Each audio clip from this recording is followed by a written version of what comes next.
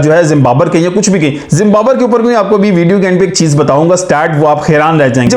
आसमां बदलता है रंग कैसे कैसे। अब वक्त आ गया कि मोहम्मद आमिर डिफेंड करते नजर आ रहे हैं बाबर आजम को। जी हां, आपकी कानों ने बिल्कुल ठीक सुना है कि बाबर आजम को डिफेंड किया जा रहा है मोहम्मद आमिर की तरफ से, जो खुद सोशल मीडिया के ऊपर बैठ के बेजा तनकीद करते नजर आते थे बाबर आजम के ऊपर। लेकिन अभी जो सिचुएशन डेवलप हुई है मुल्तान टेस्ट में, दूसरे टेस्ट मैच में पाकिस्तान ने जब इंग्लैंड को शिकस्त दी है तो बहुत तनकीद होती नजर आ रही है मीडिया और सोशल मीडिया के ऊपर कि बाबर आजम पनौती थे, वो निकले टीम से तो टीम जीत गई है। तो इस सिचुएशन में जो ट्वीट किया गया है मोहम्मद आमिर की तरफ से बहुत सिग्निफिकेंट है। वो कहते हैं कि यार हमें ये घटिया सोच छोड़ देनी चाहिए कि बाबर आजम टीम से निकला है तो ये टीम जीती है। टीम इसलिए जीती है कि पाकिस्तान टीम ने प्लानिंग अच्छी की है, होम एडवांटेज का प्रॉपर जो है ना यूटिलाइज किया है। और अगर किसी प्लेयर की परफॉर्मेंस नहीं है तो उसकी परफॉर्मेंस पे तनकीद करें, उसके सेल्फ पे ना करें। तो इस वक्त जब बाबर आजम को बहुत ज्यादा जरूरत है सपोर्ट की, तो इस वक्त मोहम्मद आमिर उनके साथ खड़े हुए नजर आए। इसमें मैं दो चीजों में बहुत इत्तेफाक करता हूं मोहम्मद आमिर के साथ। पहली बात ये कि अगर बाकी कोई परफॉर्मर, कोई प्लेयर आउट ऑफ फॉर्म है, उसकी फॉर्म के ऊपर बात करें, उसकी परफॉर्मेंस पे बात करें कि बाबर आजम ने पिछले 18 इनिंग्स में एक भी हाफ सेंचुरी स्कोर नहीं की, पुअर परफॉर्मेंस चल रही है, नो टेस्ट मैचेस में जरा भी कुछ जो है ना हमें कोई कॉन्फिडेंस नजर नहीं आ रहा बाबर आजम के इनिंग्स के अंदर। हम बजाय ये कहने के कि जी वो पनौती है या इस तरह की चीजों को डेवलप करने के, तो हमें गुरेज करना चाहिए। दूसरी चीज कि पाकिस्तान दूसरा टेस्ट मैच जीता क्यों? क्योंकि पाकिस्तान ने स्ट्रैटेजी अच्छी अपनाई, इस दफा प्लानिंग प्रॉपर की। क्योंकि सीना कंट्रीज के बारे में एक चीज बहुत मशहूर है कि एक थ्योरी है बहुत पुरानी कि स्पिनर्स को अच्छा नहीं खेलते, उनका एटमॉस्फेयर, उनका जो वहां पे पिच का स्टाइल्स है वो स्पिनर्स को बहुत ज्यादा सूट नहीं करता, जबकि एशियन कंट्रीज के अंदर स्पिनर्स को एटमॉस्फेयर और हर चीज बहुत ज्यादा सूट करती है। इसलिए इंडिया को देखें, श्रीलंका को देखें, बांग्लादेश, हर टीम जो है स्पिनर्स के साथ जाती है। इसलिए पाकिस्तान जब दोबारा उस थ्योरी पे आया है कि फास्ट बॉलर उनकी स्ट्रेंथ है उसको छोड़ के, तो पाकिस्तान कामयाब हुआ है। अब इस पिंडी स्टेडियम के अंदर जब पाकिस्तान खेलेगा तो डेफिनेटली स्पिन ट्रैक बनाने की कोशिश करेगा। खैर वापस आते हैं उस चीज के ऊपर कि बाबर आजम के ऊपर जो बेजाबी तनकीद चल रही है, मेरा ख्याल है अभी हमें सिर्फ ना उनकी परफॉर्मेंसेस को गेज करना चाहिए। हमें उनकी जो ड्रॉप किया गया या उनको रेस्ट दिया गया उसको एक डिफरेंट नजर से देखना चाहिए। यह सोचना चाहिए कि हमारा एक जो जबरदस्त प्लेयर था जिसको पूरी दुनिया मानती है, अब पाकिस्तान से अंदर बात करें बाहर बात करें, बहुत से ऐसे लेजेंड्स बैठे हैं जो बाबर आजम को वन ऑफ द ग्रेट, बल्कि एवर प्रोड्यूस्ड जो है ना पाकिस्तान का ग्रेटेस्ट बैट्समैन उनको कंसीडर किया जाता है। उनकी अगर उनकी सेंचुरीज की बात की जाए, उनकी रन रेट की बात की जाए, उनके एवरेजेस की बात की जाए, तो वो आउटस्टैंडिंग है। स्टैट्स को आप निगलेक्ट नहीं कर सकते। आप उसे घंटा किंग के जो है जिम्बाब्वे के या कुछ भी कहीं जिम्बाब्वे के ऊपर भी आपको भी वीडियो के एंड पे एक चीज बताऊंगा, स्टैट वो आप हैरान रह जाएंगे। खैर, तो इन चीजों को देखते हुए हमें बाबर आजम को भी सपोर्ट करने की जरूरत है कि मुश्किल टाइम में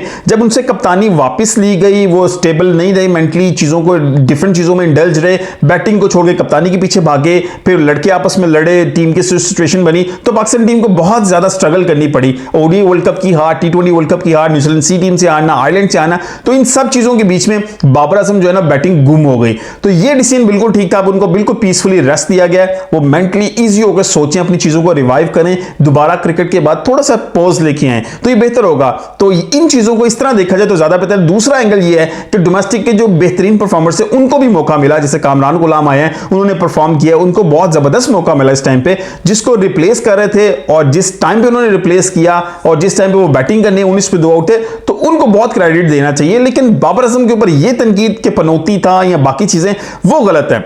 अच्छा, अब एक चीज बड़ी इंपॉर्टेंट है और कि बाबर आजम को रेस्ट दिया गया है। अब दुनिया के जितने बड़े प्लेयर्स उठा के देखें, मैं छोटी सी एग्जांपल देता हूं। अब सहवाग भी अभी जो है ना शोएब अख्तर से बात कर रहे थे कि इंटरव्यू में उनके यूट्यूब चैनल पे, उन्होंने कहा कि अभी जो टाइम है ना, अब बाबर आजम के लिए बड़ा जबरदस्त टाइम है, उनको बिल्कुल पॉज लेना चाहिए क्रिकेट से, बिल्कुल थोड़ी देर के लिए क्रिकेट को स्टॉप कर दें। अपने जो माइंड के अंदर चीजें बहुत ज्यादा ओवर हो चुकी हुई है ना, और आपकी बॉडी के अंदर ओवर हो चुकी हुई है, उसको एकदम काम डाउन होने दें, क्योंकि थोड़ा सा रिलैक्स करेंगे, चीजें दोबारा वापस अपनी जगह पर आ जाएंगी। अभी ओवर हीटेड हुई है चीजें उनके माइंड के अंदर, उनकी बॉडी के अंदर, तो ये बिल्कुल ठीक है। पूरी दुनिया के अंदर जो मैसेजेस आ रहे हैं, पाकिस्तान के जो फॉरेनर्स प्लेयर्स बात का, जो फॉर्मर प्लेयर्स बात कर रहे हैं, वो भी यही कर रहे हैं कि अब इनको रेस्ट दिए। तो आकिब जवेद का ये फैसला कि शहीन शाह अफरीदी, नसीम शाह और बाबर आजम को रेस्ट देने का, ये बिल्कुल ठीक था। अच्छा, एक स्टैट जिसकी मैंने आपको जिक्र किया था जिम्बाब्वे के हवाले से, तो मैं आपको बताऊं कि जो 10 टॉप के प्लेयर्स जिन्होंने जिम्बाब्वे के लिए सबसे ज्यादा सेंचुरीज की हैं वो कौन कौन सी हैं, क्योंकि आप जिम्बाब्वे उनको कहते हैं घंटा किंग कहीं या ना कहें, लेकिन जो जिम्बाब्वे का टैग उसके साथ लग रहा है वो उसको जस्टिफाई करता है या नहीं करता, ये देखते हैं। सबसे ज्यादा सेंचुरीज की थी सचिन तेंदुलकर साहब ने, 7 सेंचुरीज जिम्बाब्वे के खिलाफ। उसके बाद कुमार संगकारा 6 सेंचुरीज, उसके बाद महिला जयवर्धने 6 सेंचुरीज, फिर इंजमामुल हक 5 सेंचुरीज, फिर Virender Sehwag 4 centuries, Tillakaratne Dilshan 4 centuries, Saeed Anwar 4 centuries, फिर Younis Khan 3 centuries, Rahul Dravid 3 centuries, Shikhar Dhawan 3 centuries, यानी कि टॉप 10 के अंदर वो बंदा है ही नहीं जो जिम्बाब्वे के खिलाफ इतनी सेंचुरीज की हो, इसलिए उसको जिम्बाबर का मुझे नहीं समझ आ रही क्यों उसके साथ ये टैग लग गया है। अगर मैं ये स्टैट दूं कि अभी तक बाबर आजम ने जो सेंचुरी स्कोर की है वो किस कंट्री के खिलाफ कितनी की है, वो भी आप स्टैट सुन के हैरान रह जाएंगे। सबसे पहले श्रीलंका के खिलाफ 6 सेंचुरीज, न्यूजीलैंड के खिलाफ 6 सेंचुरीज, वेस्ट इंडीज के खिलाफ 5 सेंचुरीज, आपको याद होगा जो 3 कंसेक्टिव सेंचुरीज भी की थी वो वेस्ट इंडीज के खिलाफ, वो भी हैट्रिक, वो भी जबरदस्त रिकॉर्ड था। उसके अलावा ऑस्ट्रेलिया के खिलाफ भी 5 सेंचुरीज, फिर उसके अलावा इंग्लैंड के खिलाफ भी 5 सेंचुरीज, फिर साउथ अफ्रीका के खिलाफ 2 सेंचुरीज और जिम्बाब्वे के खिलाफ सिर्फ 2 सेंचुरीज। भाई क्यों जिम्बाबर, किस वजह से जिम्बाब्वे? मैं उसको डिफेंड नहीं कर रहा, मैं सिर्फ जो स्टैट्स हैं उसको करेक्ट करने की कोशिश कर रहा हूं कि आपने उसको जिम्बाबर बना दिया। अब नेपाल के खिलाफ उसकी 1 सेंचुरी है, जो लास्ट सेंचुरी उसने की थी ओडी के अंदर 150 के पास उन्होंने आउट किए थे। ये 32 सेंचुरीज ऑलरेडी वो स्कोर कर चुका है ओवरऑल अभी इंटरनेशनल क्रिकेट में। तो यार जिम्बाब्वे के खिलाफ 2 सेंचुरीज हैं 32 में से, तो 30 सेंचुरीज में से अगर मैं 29 सेंचुरीज को टॉप जो हमारी कंट्रीज हैं उनके खिलाफ हैं, जिसमें अब न्यूजीलैंड है, ऑस्ट्रेलिया है, इंग्लैंड है, मतलब श्रीलंका है, मतलब मुझे नहीं समझ आ रही कि जिम्बाबर का टैग क्यों उसके साथ लग गया है, क्यों लोग उसको जिम्बाबर कह रहे हैं। ठीक है पिछली कुछ चीज टाइम से वो परफॉर्म नहीं कर रहे, लेकिन उसका ये मतलब नहीं है कि यार वो बंदे की क्लास खत्म हो गई है। Form is a temporary but class is a permanent. आपकी क्या राय कमेंट के जरूर बताइएगा। मिलते हैं अगली किसी वीडियो के साथ, अपना ख्याल रखिएगा। अल्लाह हाफिज।